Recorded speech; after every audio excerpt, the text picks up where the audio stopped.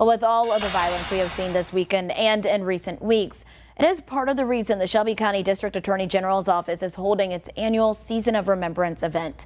Today, they'll be honoring homicide victims in the county at an event at the University of Memphis. Our Lakita Johnson is joining me in studio this morning with more on how leaders are working to lower crime. Hey, Lakita. Yeah, Aaron, this has been a really tough year for the county. Take a look at this screen. This is 2-year-old Charvez Atkins, 17-year-old Cartier Wright, 62-year-old Richard Clark, and nurse and mother Allison Park are just a few of the names that are on that lengthy list of other innocent lives lost this year to violent crimes, which is one too many.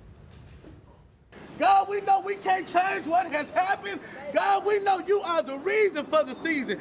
And Lord, the baby has lost his life. Life for many will never be the same. The Memphis Police Department says so far this year, there have been more than 215 murders and more than 260 homicides. The difference being homicides include killings from actions like self-defense. All murders are illegal. This young man felt the need to use his gun and shoot at some kids, which is not something that I understand, but unfortunately, my nephew was one of the kids who lost his life out of 5. This is 15-year-old Damian Smith Jr. Someone shot and killed him outside of a home on Ratcliffe Lane near downtown Memphis on Valentine's Day.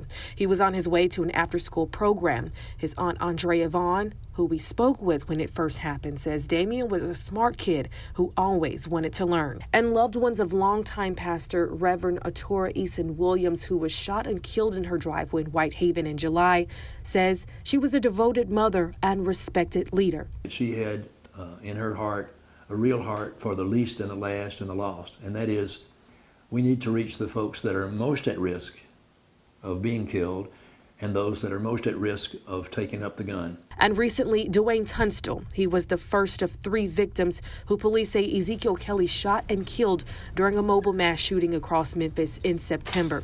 District Attorney Steve Mulroy says his office is working to cut down on crime, but he needs the community to help. I understand, some people may be concerned about their safety. Others may be skeptical about the fairness of the system. We're going to try to make the system fair, to restore public confidence in the system and get the community to cooperate with law enforcement in a way that it hasn't been. And that means providing tips, reporting crimes, serving as witnesses. That really is the most important thing.